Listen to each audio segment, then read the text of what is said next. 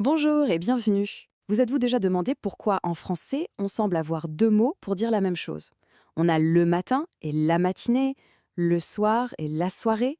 On pourrait croire que c'est juste pour compliquer les choses, mais pas du tout. En fait, derrière cette dualité se cache une logique vraiment fascinante, une sorte de code secret qui, une fois qu'on l'a compris, change complètement notre façon de percevoir et d'exprimer le temps. Alors aujourd'hui, on part ensemble à la découverte de ce système. Voilà, c'est la question qui nous amène ici. On apprend tous que morning se dit le matin. Et puis un jour, on entend quelqu'un parler de la matinée. Et là, c'est la confusion. Est-ce que c'est la même chose? Pourquoi deux mots? Est-ce qu'on peut les utiliser comme on veut? Eh bien non.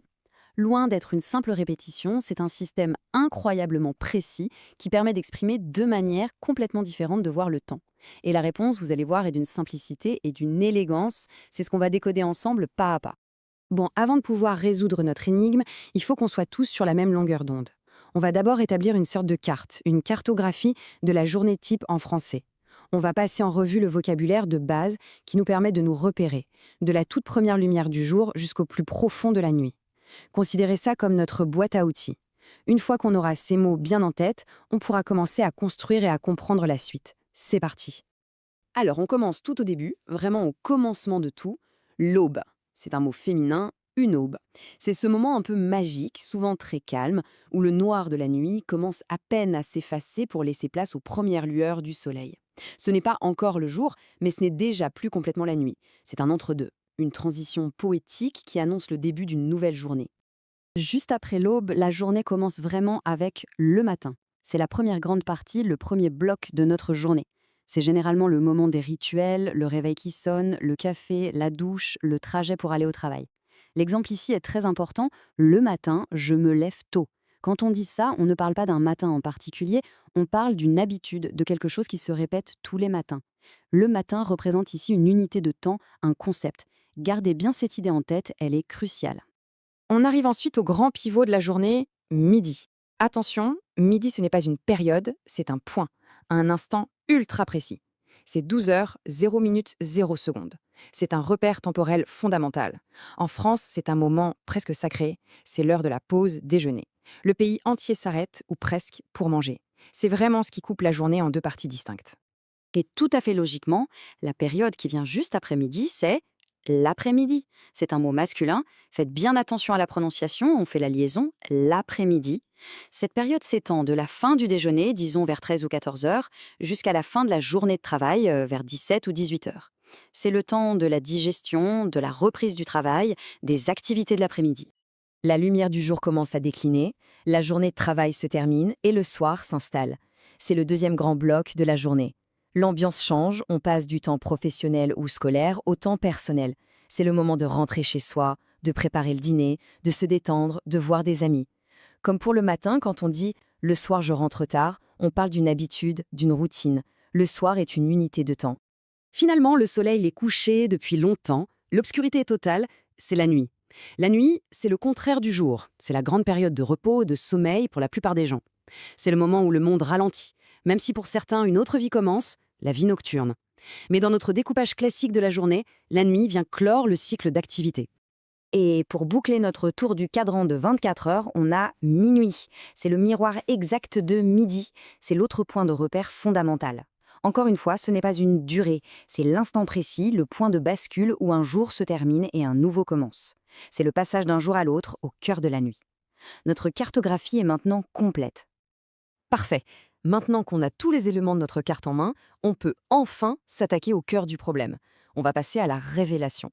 Pourquoi est-ce qu'on a ces doublons? Matin et matinée, soir et soirée.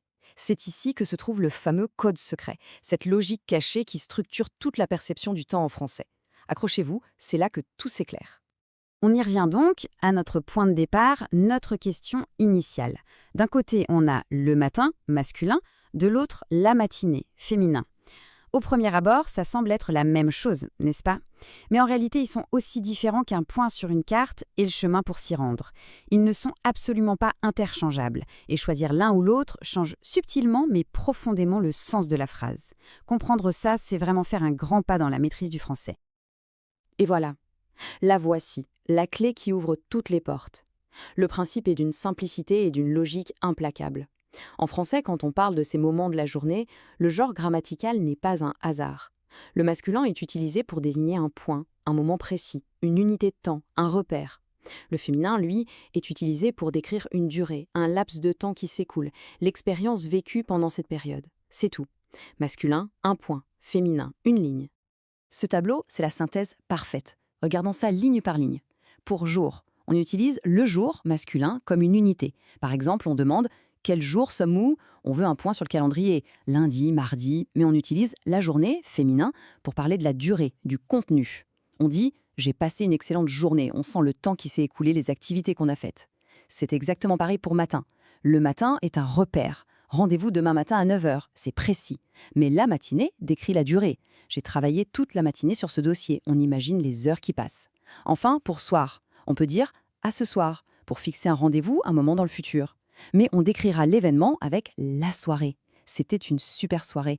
On parle de tout le déroulement, de l'ambiance, de la durée de l'événement. Le masculin est la photo d'un instant, le féminin est le film de la période. Ok, la théorie, c'est bien, mais comment est-ce qu'on s'en sert dans la vie de tous les jours? Eh bien, l'application la plus immédiate, celle qu'on utilise des dizaines de fois par jour, c'est dans les salutations. C'est là que ce principe prend tout son sens pratique et qu'on voit à quel point il est ancré dans la langue. Et voici le protocole, c'est d'une logique imparable. Quand on arrive quelque part, on croise quelqu'un, on salue l'instant présent, le moment de la rencontre. On utilise donc le masculin bonjour, qui veut dire littéralement bonjour. On salue l'unité de temps dans laquelle on se trouve. Mais quand on quitte cette personne, la logique change. On ne salue plus l'instant présent, on projette un souhait sur la durée qui reste à venir pour cette personne. On utilise donc le féminin, la durée, bonne journée ou bonne soirée. On lui souhaite de bien vivre tout le reste du temps, toute l'étendue de sa journée ou de sa soirée.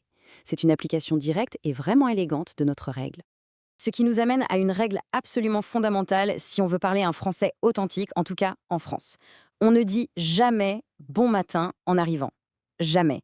C'est l'erreur la plus classique, c'est une traduction littérale de good morning qui sonne très étrange à une oreille française.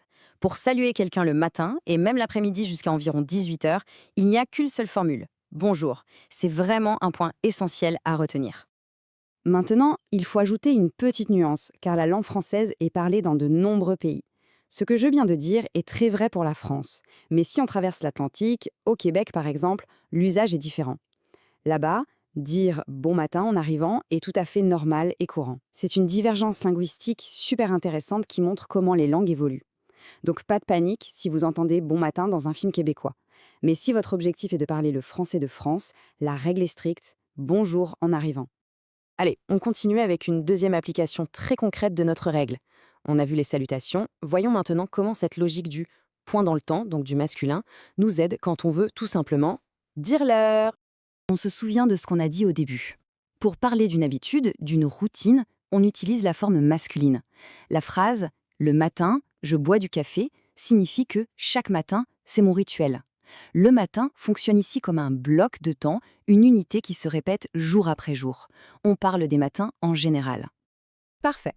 Maintenant, si on veut être précis et donner une heure exacte, surtout si on utilise le système sur 12 heures et par 24, on a besoin de situer ce point. Si on dit juste « il est 8 heures », on pourrait demander 8 heures du matin ou du soir. Pour lever l'ambiguïté, on précise donc « il est 8 heures du matin ». On utilise bien la forme masculine « matin » car on parle d'un instant précis, d'un point sur l'horloge.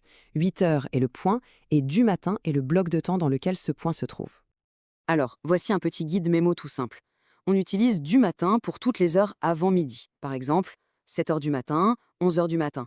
Ensuite, de midi jusqu'à la fin de la journée de travail, vers 18 heures, on bascule sur de l'après-midi. Il est 3 heures de l'après-midi. Et enfin, quand la soirée commence à partir de 18 heures environ, on utilise du soir. Le film commence à 9 heures du soir.